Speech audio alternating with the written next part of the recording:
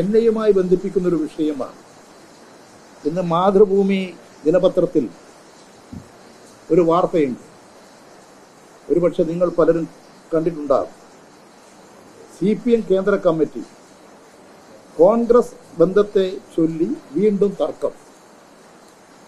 ആ വാർത്തയിൽ എന്നെക്കുറിച്ച് മാത്രമാണ് ഇത് എഴുതിയത്. ഈ 3 കോളം വാർത്ത തയ്യാറാക്കിയത് എന്നെക്കുറിച്ച് എഴുതാൻ വേണ്ടിയിട്ടാണ്. വ്യക്തിഹത്യ നടത്താൻ, കമ്മ്യൂണിസ്റ്റ് പാർട്ടിയും മാർക്സിസ്റ്റ് തകർക്കാൻ, പാർട്ടി ജനറൽ സെക്രട്ടറിയെയും കേന്ദ്ര കമ്മിറ്റിയെയും അപമാനിക്കാൻ, അവഹേളിക്കാൻ ആസൂത്രിതമായി നടത്തിയിട്ടുള്ള ഒരു വാർത്തയാണ്. അതിൽ പറയുന്നത്, ഞാൻ കേന്ദ്ര കമ്മിറ്റി യോഗത്തിൽ പാർട്ടി ജനറൽ സെക്രട്ടറി സഖാവ് സീതാറാം യെച്ചൂരിയെ ആക്ഷേപിച്ചു എന്ന് പറഞ്ഞുകൊണ്ടാണ്. വാചകമൊന്നും ഞാനിപ്പോൾ പറയുന്നില്ല, അത് മാതൃഭൂമിയുടെ ഭാഷയാണ്. ഞാൻ യഥാർത്ഥത്തിൽ കേന്ദ്ര കമ്മിറ്റി യോഗത്തിൽ ഒരു ചർച്ചയിലും പങ്കെടുത്തിട്ടില്ല. ഞാൻ കേന്ദ്ര കമ്മിറ്റി യോഗത്തിൽ ഒരു വാക്ക് പോലും പറഞ്ഞിരുന്നില്ല. കേരളത്തിൽ നിന്നുള്ള പ്രതിനിധികൾ ഞാനും കെ രാധാകൃഷ്ണനും ചർച്ചയിൽ പങ്കെടുത്തിട്ടില്ല. ബാക്കിയുള്ള, അതിവിടെ പറയേണ്ടതല്ലെങ്കിലും, ഇങ്ങനെ ഒരു വാർത്ത വന്നപ്പോൾ ജനങ്ങളെ തെറ്റിദ്ധരിപ്പിക്കാൻ ഇടയാക്കുമെന്നുള്ളത് കൊണ്ട് പറയുന്നതാണ്. ഞാനും രാധാകൃഷ്ണനും ചർച്ചയിൽ പങ്കെടുത്തിട്ടേയില്ല.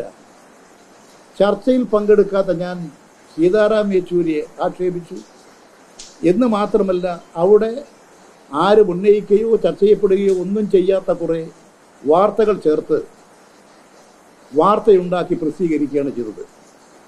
ഇത് PK മണികണ്ഠൻ എന്ന തിരുവനന്തപുരത്തെ ലേഖകനാണ് ഈ വാർത്ത പ്രസിദ്ധീകരിച്ചിട്ടുള്ളത്. ഈ മണികണ്ഠൻ നേരത്തെയും നിയമസഭ ചേരുന്ന അവസരത്തിൽ ഒരു നിയമസാമാജികനെ എനിക്കെതിരായി വാർത്ത പ്രസംഗിക്കാൻ പ്രേരിപ്പിച്ചതായും എൻ്റെ ശ്രദ്ധയിലുണ്ടായിരുന്നു. ഈ PK മണികണ്ഠൻ്റെ പേരിലാണ് ഈ വാർത്ത. ഞാൻ ഇത്തരമൊരു തെറ്റായ വാർത്ത, വളരെ തെറ്റായിട്ടുള്ളൊരു കാര്യം ഇങ്ങനെ തെറ്റായി പ്രചരിപ്പിച്ച് മാതൃഭൂമിയെ പോലെയുള്ളൊരു പത്രം ഇത്രമാത്രം നിലവാര തകർച്ചയിലേക്ക് പോകാൻ പാടുണ്ടോ? എന്താണ് അവരുടെ ലക്ഷ്യം? ഞാനിത് സംബന്ധിച്ച് ഇതിൻ്റെ പ്രധാനികളെ തന്നെ വിളിച്ച് സംസാരിച്ചു. എന്തടിസ്ഥാനത്തിലാണ് നിങ്ങളിങ്ങനെ ഒരു വാർത്ത കൊടുക്കുന്നത്?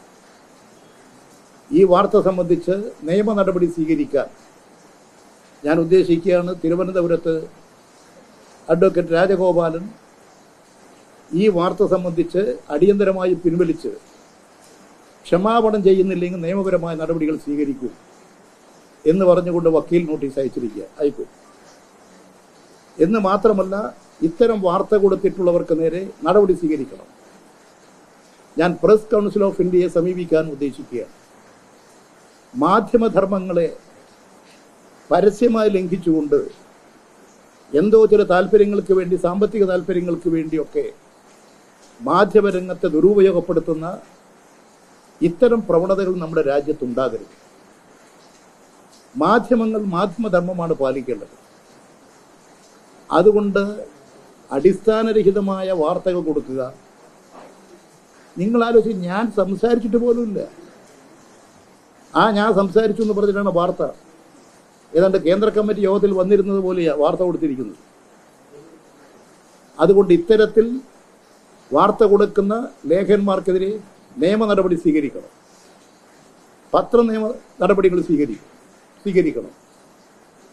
അതുകൊണ്ട് ഇത്തരം പത്രവാർത്തകൾ നമ്മുടെ നാടിൻ്റെ നല്ല പത്രമാധ്യമ രംഗത്തെ, സംശുദ്ധമായ പത്രമാധ്യമ രംഗത്തെ കളങ്കപ്പെടുത്തുന്നതാണ്.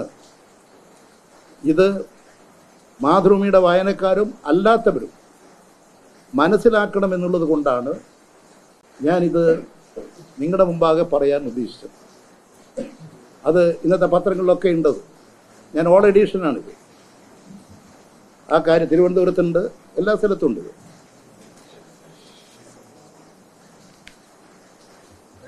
അടിസ്ഥാനരഹിതമായ കാര്യം പാർട്ടി കമ്മിറ്റിയിൽ നിന്ന് നടന്നു എന്ന് പറഞ്ഞ് പുറത്ത് പറയാൻ പാർട്ടിയിൽ നിന്ന് ആരെങ്കിലും അങ്ങനെ ബോധപൂർവ്വം ചേരാട്ടെ എന്ന് നീ സംശയിക്കുന്നു?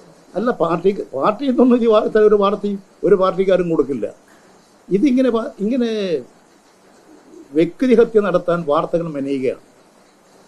അത് കൃത്രിമമായി ഉണ്ടാക്കുകയാണ്, മാനിപ്പുലേറ്റ് ചെയ്യുകയാണ്. അത് ഒരു വൃത്തികെട്ട മാധ്യമ പ്രവർത്തനമാണ്. അതാണ് ഇവിടെ നടന്നിട്ടുള്ളത്. ഇല്ലാത്ത വാർത്തയുണ്ടാക്കി പ്രസിദ്ധീകരിക്കുക. അതിന് ഞാൻ ചോദിക്കും, മാതൃഭൂമിയെ പോലെയുള്ളൊരു പത്രം എങ്ങനെയാണ് ഇത് കൊടുക്കുന്നത്? മാതൃഭൂമിക്ക് സമൂഹത്തിലൊരു ഒരു സ്ഥാനമില്ലേ? ഇത് സ്വമേധയെ നശിപ്പിക്കുകയാണ്.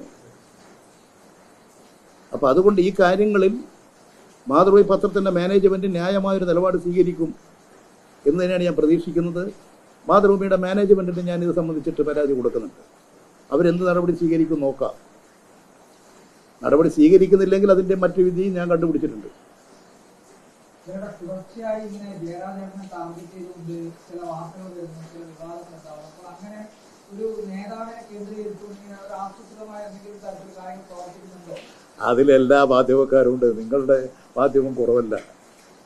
ഒരാവശ്യമില്ലാണ്ട് മറ്റാരും കൊടുത്തിട്ടില്ല. ഒരു ദിവസം നിങ്ങളുടെ നമ്മുടെ തിരുവനന്തപുരത്തുണ്ടായ നേരത്തെ ഉണ്ടായ ഒരു കാര്യമില്ലാണ്ട് ഇങ്ങനെ വെറുതെ പറഞ്ഞു കൊടുക്കുന്നുണ്ട്. ഞാനൊരു ദിവസം തുറന്നു നോക്കുമ്പോൾ ഇതാണ് എന്തോ ഇങ്ങനെ പറഞ്ഞുകൊണ്ടിരിക്കുന്നു. അടിസ്ഥാനരഹിതമായ വാർത്ത.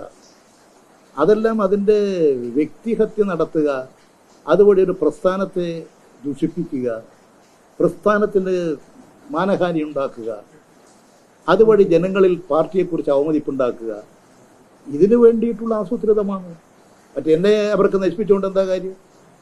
അതുവഴി ഒരു പ്രസ്ഥാനത്തെ നശിപ്പിക്കുക എന്നുള്ളതാണ്. എന്നിലൂടെ ഒരു പ്രസ്ഥാനത്തെ നശിപ്പിക്കുക, അതിന് എന്നെ അതിൻ്റെ കരുവാക്കി ഉപയോഗിക്കുക, അല്ലെങ്കിൽ എന്നെക്കെതിരെ വാർത്ത കൊടുത്തുകൊണ്ട് അത് പ്രചരിപ്പിക്കുക. ഇതാണിപ്പോൾ നടന്നുകൊണ്ടിരിക്കുന്നത്.